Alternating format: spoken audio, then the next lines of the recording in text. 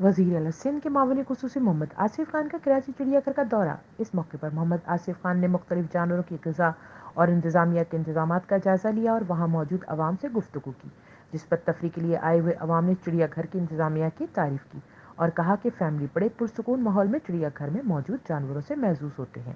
اس موقع پر وزیر اعلیٰ سندھ کے معاون خصوصی نے چڑیا گھر کی انتظامیہ کو اچھی کارکردگی پر شاباش دی اور کہا کہ حکومت سندھ کی ہر ممکن کوشش ہے کہ عوام کو تفریح کے لیے اچھی سہولیات میسر ہوں۔